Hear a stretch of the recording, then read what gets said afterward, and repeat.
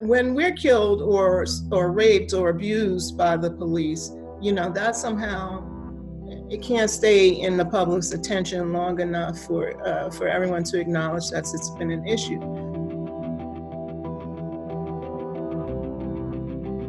Sandra Bland, Breonna Taylor, Atatiana Jefferson, Gabriela Navarez, Pamela Turner, and the list goes on.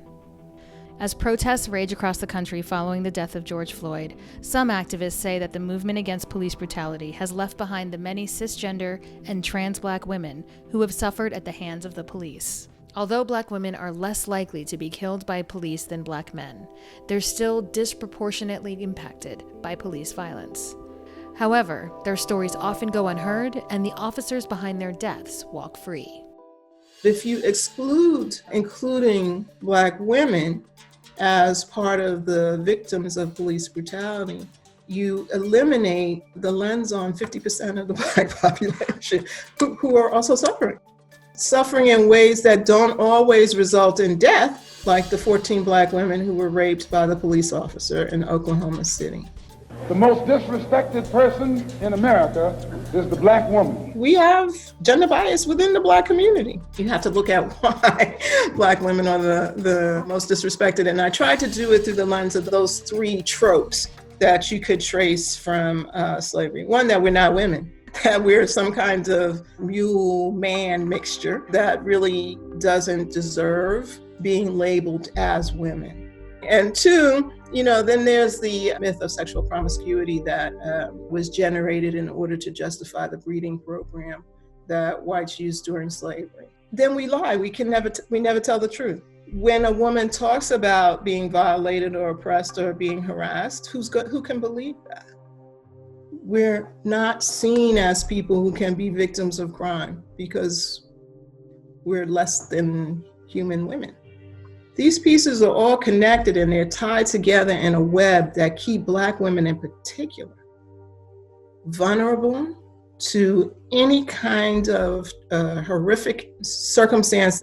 We need women to be safe and secure in their homes. They need to have some place where their children can be safe.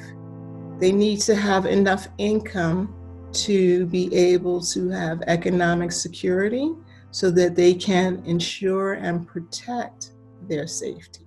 Find the clip of the Black woman from Brooklyn who stops a car with New Jersey plates on it. It's a white woman and a white guy in the car. The white woman is handing bricks out to the Black demonstrators.